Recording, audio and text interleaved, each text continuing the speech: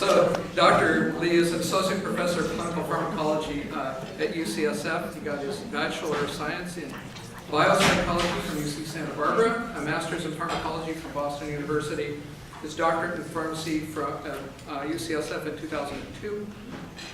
You are a lifelong learner. Big time. He did his residency training program at UCSF. He did a fellowship in health policy at UCSF and got a master's in clinical research methods from UCSF. He also completed programs in mobile health design from Tufts and the NIH. He works with the Memory and Aging Center at UCSF, and he's the director of medication management module for the Care Ecosystem Project, which is funded by CMS for innovative technology to screen for medication-related problems and other things. He is part of the complex care support team at UCSF. He established and directs, since 2011, Patient Health Information Technology Lab. This is a technology evaluation resource for testing websites and mobile apps for medication management.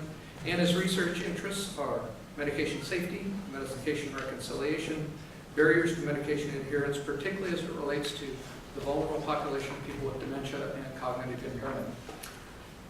Please join me in welcoming Dr.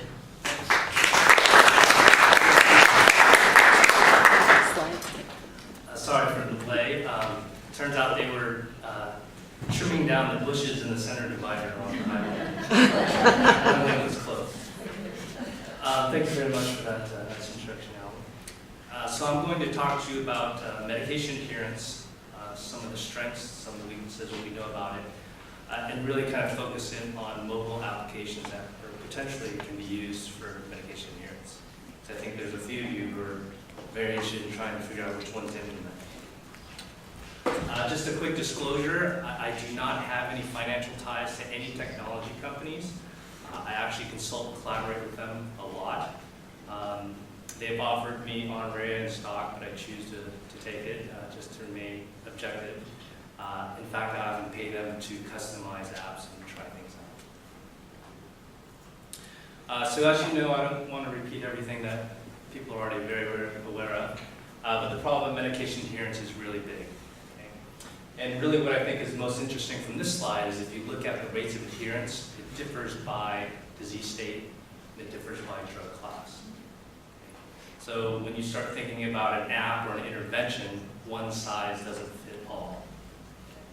And that's going to be an ongoing theme throughout the presentation. It's also a multifactorial problem. So it's not just simply forgetting a medication. It could be access, so healthcare system factors. Maybe the prescription didn't go through. There's now e-prescribing, and sometimes that doesn't go through.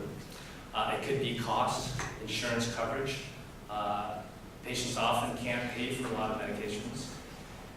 There's lots of interventions that we can do to help them afford their medications, ranging from Medicare Part D to GoodRx.com to patients' assistance programs at rxassist.org. There's many things we can do. Simple things like pill splitting, switching from brand to generic. Right? There's therapy-related factors. Maybe the drug that was prescribed isn't the most effective, safest, or simple for the patient. It could be condition-related factors that maybe if they have multiple comorbid conditions, we can actually prescribe them 4 medications instead of 10. There's combination pills that can be, instead of taking 2 or 3 different pills, you can take one pill. And then there's patient-related factors. They often think and feel about medications differently than what we know about. And they often will take their medications according to how they feel. Or maybe they're not taking them because of side effects, but we don't know about that. It often happens a lot with blood pressure medications. So I really want to talk about how we assess adherence before we get into interventions that we could potentially use. So there is no gold standard of measuring adherence. How many of you are clinicians? Imagine most of you or all of you. How do you assess adherence? You probably ask them if they're taking their medications. And what are they going to tell you? Yes. So you're actually now going by self-report. Okay. Now self-report to a physician is different than self-report to a nurse, is different than self-report to a pharmacist, is different than self-report to a family caregiver. Okay. So it's really important how we actually assess adherence because you're going to get a different answer. So providers communicate adherence adherence, issues around medications, assess adherence differently. Patients, you can't lump them all together either. So patients who have different age groups, different health literacy, different cultural backgrounds, will think about adherence differently. And then the system. So we actually look at medication possession ratio. We look at refill records. Sometimes those are accurate, sometimes they're not accurate. So there's multiple ways to measure adherence, and there's really no gold standard. And most of the time when we measure adherence, it's basically, are you taking it or are you not taking it? What's really important is, why are you not taking the medication? Because that's how you're going to identify and tailor an intervention, as opposed to just quantifying you're not taking your medications. That's a first step, but the successful intervention will identify the reason why you're not adhering. Because if it's an insurance coverage issue, then you can hopefully overcome that. But if it's a belief about the medication or side effects, then there's more involved.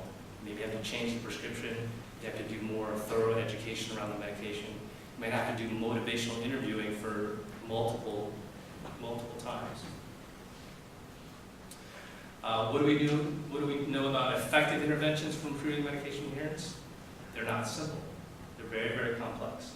They're often delivered by allied healthcare professionals, so pharmacists, nurses, social workers, and case managers are also very, very instrumental.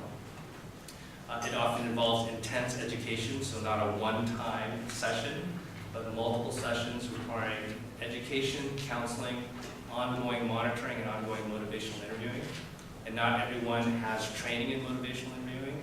And not everyone has time to do motivational interviewing. The intervention itself is designed to overcome multiple barriers that are identified and patient-centered. Because not everyone has issues with cost. Not everyone has issues with forgetfulness. Not everyone has issues with side effects. So it's really tailoring it to overcome the barrier of that specific patient. The limitations of intervention for medication adherence is that there's a lot of heterogeneity. So when you look at the research, you look at the studies, some say, yeah, this intervention works. Well, if you look at it, it's effective for that specific population. So maybe it's a geriatric population who has a caregiver. Maybe it's an underserved population who predominantly speaks Spanish, a low income. So it's a very different type of intervention. The diseases are different too. So oftentimes they're studying medication adherence just in diabetes, just in asthma.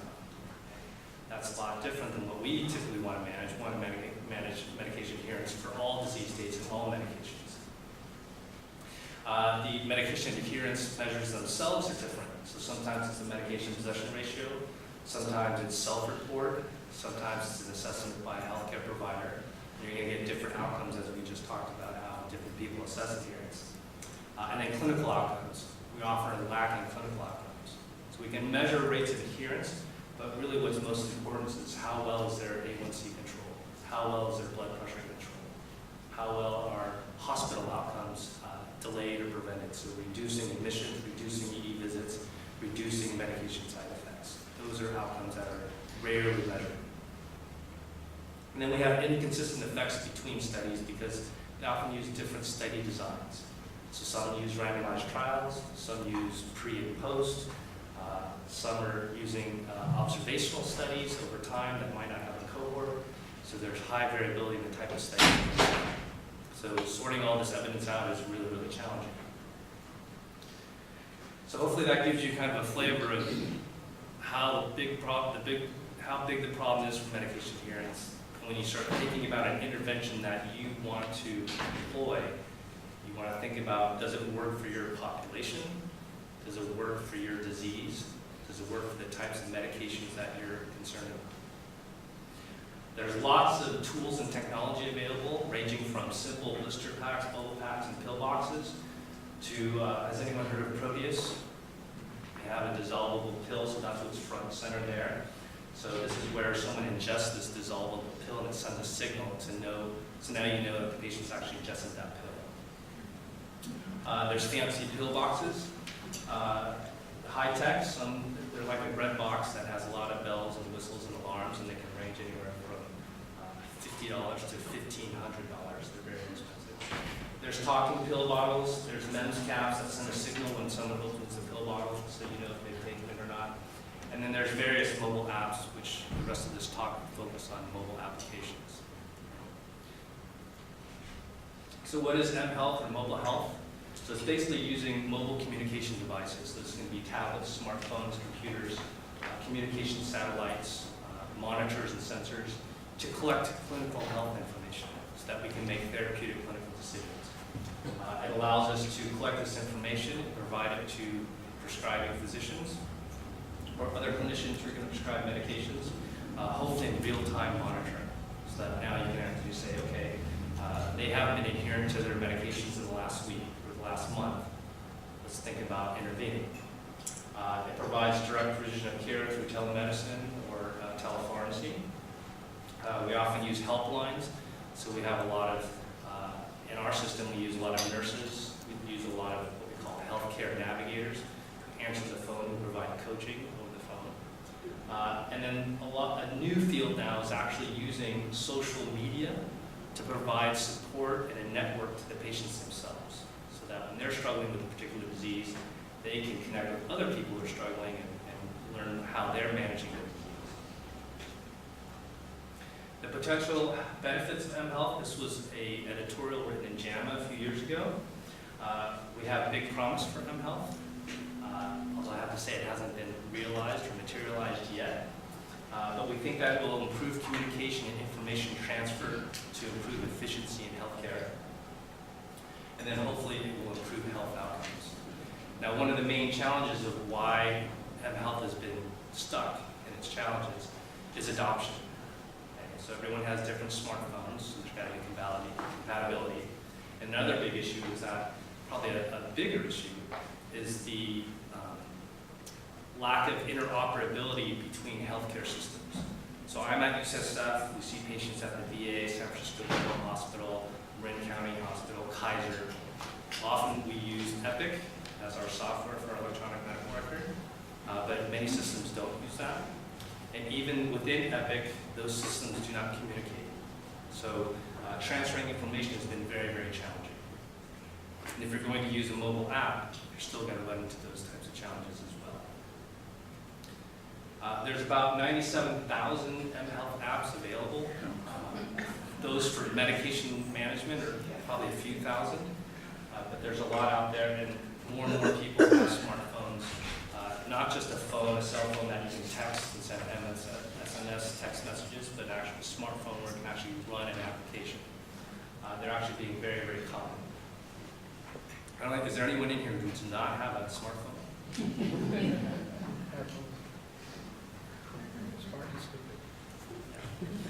And this is not just in developing countries, but worldwide, the adoption and use of smartphones is rapidly being uptaken. Okay. So we did 2 different studies. I'm going to present to you this data. The first study is an evaluation of mobile applications specifically for medication management or medication adherence. We presented this at the American Pharmacists Association meeting in March 2016. And basically there's tons of mobile apps out there, and we struggle. We don't know which ones to use. Patients don't know which ones to use. And so we wanted to assess what's currently available on the market and learn what functions do they provide, which ones we might recommend, which are effective at improving health outcomes, if any. And so we actually searched iTunes and Android for apps that were specifically used, directed at patients and consumers for managing their self-medications. We found 555 apps that met our criteria, and we evaluated their costs, the ratings by the consumers for medication assistance and security. And then we actually downloaded and tested 290 apps that specifically were designed to help with medication adherence. So this app is now going to help a patient take their medications. This was a lot of work. We had a lot of students helping. And most were free, thank God, because for the ones that cost I had to pay for it out of my pocket. And then we developed a functionality rubric and a usability rubric. This was based on other folks' work and also a systems usability scale, which is well known for assessing computer systems. So for functionality, we gave them a max score of 25 points. We looked at whether or not the app application provided education and counseling around medications, reminders, tracking doses, assessing adherence. Remember earlier we talked about it's really important to understand the reason for non-adherence. Whether or not it gave positive reinforcement, which is a key aspect of improving adherence. Whether or not it allows patient and provider communication through the app, and also allergies. For usability, we looked at whether or not the app was costly, how much it cost. The platform it used, predominantly Android and iPhone. BlackBerry, Nokia, Windows phones are out there, but they have a very small share of the market, so we excluded them. Whether or not you can have multiple drug profiles and patient profiles, how it stores data, how do you enter data, can it export or print information, can it actually have drug information databases so you can do autocomplete of information, and does it contain information not only just of prescription medications, but also over-the-counter herbals and supplements. So we were very critical of these apps. Did you have any issues with inter-reader reliability, or did you have multiple readers for each app? So good question. The question was, did we have inter-reader reliability? We actually assessed each app individually by one person. So we didn't, our system was fairly objective, so we didn't think we needed to assess inter-reader reliability. It was the presence or absence of a particular function. That's a very good question. And this is our usability testing protocol. So we actually had students enter this information as a simulated patient. So their name, their date of birth, their allergies, and then medications. So these are very common medications. We have them include an antibiotic, an over-the-counter supplement vitamin, ibuprofen, which is over-the-counter, and then some prescription medications. And then we added in a prednisone taper. So this is something that's unique. You know, it's not just once a day or twice a day. We were considering doing a warfarin schedule, challenging as well, but we decided to do a prednisone taper. And then for the medication history, so we had students test these apps for 2 days. 2 days ago, they took all of their medications. Yesterday, they missed their morning doses of levothyroxine. And today, they missed their evening doses of amoxicillin. So that they would enter this information into the app and evaluate the app. So we actually found 3,400 apps that were identified using our search terms in the iTunes and Google Play stores. And after screening out those that did not meet our criteria, we had 555 that met our criteria, and we evaluated them. And some of the common features is that they're free. Most of them have some type of alarm reminder, simple alarm or reminder. They will generate a medication list, and they provide some type of drug information. Now, I mean some type of drug information. It could just simply be that this is the drug, this is the name, and this is the potential purpose. Some actually provided very, very detailed drug information, such as the mechanisms of action, side effects, drug interactions. So we were very generous here. They provided any type of drug information that scored positively. Some uncommon features is that many of these apps do not have any security, so there's no password. It's not password protected. In fact, we screened to see if they had if they were HIPAA compliant, and most of them had no HIPAA compliance or no statement describing that they were compliant with HIPAA. Some other advantages of features that were uncommon is having a drug interaction checker, explaining the cost of drugs, or having a pill identifier. And then that the functionality scores. So the median score was 5 out of 25. So you can clearly see that most of these scored very, very poor on their functionality. They often did not provide adequate drug education, did not provide positive reinforcement for good adherence. It was difficulty to track taken or missed doses. And they did not assess rates and reasons for non-adherence. Usability also scored very low. The median score was 5. Many of these required tedious data entry. Can you imagine texting a med list of 20 medications through your phone? It's very tedious. They were unable to store past regimens. So if your medications changed and your list changed, it only kept a current list. So you don't necessarily know what was stored in the past. And they often didn't export or share this medication information. It just contained in the app. So you couldn't either print it or you couldn't send it to someone to show them. This is just a figure. This data is all actually under review at a journal right now, so but I'm sharing you with all the data that I have. So this is the characteristics of all the apps. So you can clearly see that functions vary across the apps. What was the overlap between the Android and the iTunes apps as far as, you have both bars there, but it's 80% overlap or something? Yeah. Yeah, well, as far as like the app, the same app is app on on both. We'll actually just show the top 10 Okay. because you don't really care about number 555. because Yeah. we're bad. We'll show you the top 10. But this shows you the breakdown. In general, most of the apps were both similar on Android and iTunes, although I would say iTunes had a little bit stronger functionality and usability. Go figure. Just going back to that real quick. So just so I'm reading this right, on communication with provider, does this say about 1 or 2% of Androids communicated, but 7% of iTunes applications? That's right. So more of the applications that were on iTunes had more functionality. But when you get to the top 10, it really doesn't matter. And then these are characteristics of the app. So most of them had alarms or reminders, very simple adherence tools.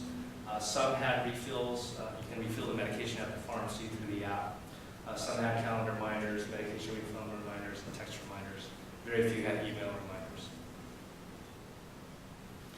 And then we looked specifically at the 290 apps that we downloaded and tested their functional assessment.